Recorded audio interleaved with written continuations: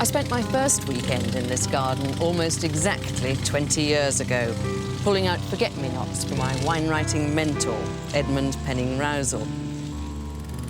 The name's familiar to members of the Wine Society, of which he was chairman for 23 years, to readers of the FT, for whom at 84 he's Britain's longest-serving wine writer, and to anyone who cares about red Bordeaux. Claret, as he's always called it, has been his great love. Other than his wife Meg, whom he met in Hyde Park 65 years ago. How did you start collecting wine? My first order to Avery's was delivered in the week that the Second World War began. And I used to get wine kept under my bed. And did you always favour red Bordeaux? It was thought that claret is the most interesting wine, and varied.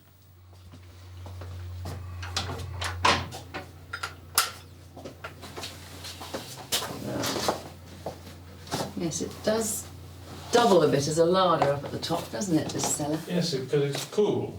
This is the ante-room to Edmund's cellar, after a big clear-out, when he reluctantly sold stacks of younger vintages. So, into the real treasure trove. Oh, Edmund, still pretty well stocked. Gosh. Oh. You've got so many 61s left. That's wonderful. Well, God. so far, they're all right, mostly. Let's see, what's this? 61 Latour, Pamal. One of the best of the vintage. Not bad at all. Well, you've got 3 bottles down here of 61 Petrus. Yes. That must be worth quite a bob. I talked to Jean-Pierre Moix when we met, actually in Venice some years ago, and he said, that means you've got more than I have. He said, I've only got 2 bottles, and I'm just paying 20,000 francs for a 3rd bottle in Paris. Gosh. Yeah. These labels are new. These, the big 61 and so forth. My son did this because of my sight being poor, so I could see roughly what the vintage is. Yeah, you wouldn't want to make a mistake, would you? Gosh, and 45, you see, that's 61, 45. Yes. The great vintages Well, of just a few. the last That's right. 60 years. And including Mouton Rothschild, which the Baron Philippe said would last until the 21st century, and he's obviously going to be proved right. When was the last time you drank this 45 Mouton? Can't remember. Some time ago. It's one of the classic wines, isn't it? It is, yes, and it is very good. Well, last time I tasted it, it was very good. Heavens, you've got so many bottles of it. Oh, wonderful. Well, Wonderful, and the whole lot's wonderful. It really is. Well, it's a testament to how sensible you've been to lay down this lot. I've always been a collector. Yeah, well, it's a wonderful collection.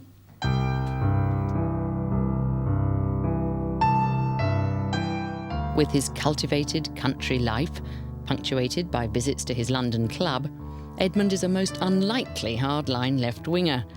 His friend Cyril Ray used to say he was a conservative in everything but his politics. Did you never feel that connoisseurship was perhaps incompatible with communism? I always said that I didn't think that the Tories should have all the best wines. Well, I have here just one of your, how many cellar books do you have? 8, 6?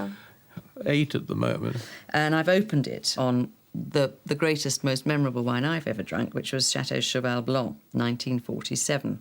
And I see that you cleverly bought in March 1950, about a month before I was born, 6 bottles for 14 shillings and 3p each. Now selling at £2,000 a bottle, apparently. Ridiculous. And then you go on, you had an awful lot of it, Edmund. Well, I think, you know, the greatest vintage probably was 1929. But, of course, I didn't come to it until it was 20 years old. That's right, you bought it in 1949 and 50 from Avery's at 22 and 6 and then 26 shillings. And you served the first bottle to Harry Waugh and your friend John Betjeman. Oh, yes. Very fine, rich nose, plenty of colour. But the expectations aroused by these were slightly disappointed. as the wine went away at the end and lacked sugar at the finish. Well.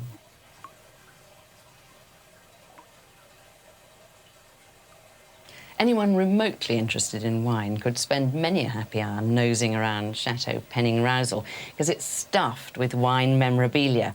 Edmund doesn't throw everything out. He keeps his special bottles like 1904 Moet and Chandon champagne. And this is a Burgundy, a red Burgundy, La Tache, just legible there, something that sells for hundreds of pounds a bottle today. I think the vintage is 1911. See what he says on the back.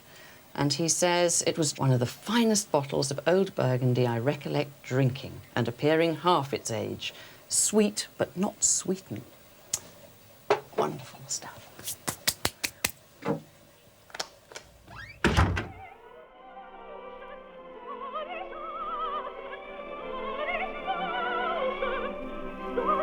The arch right-winger Wagner is one of Edmund's unlikelier passions. I hope the ladies don't make me played at my funeral.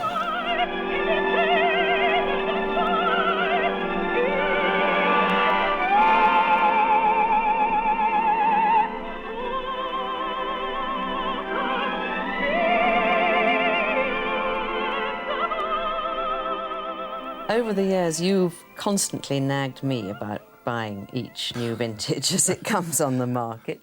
I don't think I nagged. I can't believe it. That's it. No, I think every year you say, you must get some, you must get some. Yes. What's the appeal of wine to you? I think I don't think it's much fun drinking wine alone.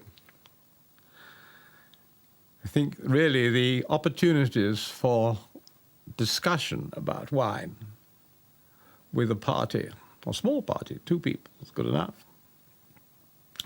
You can't get such pleasure, interest, disagreement. Do you find it a bit bitter? Meg always finds claret bitter, even in 29. You had a lot of years to get used to it. Every dinner's carefully recorded in EPR's archives. He has iron rules about food as about everything.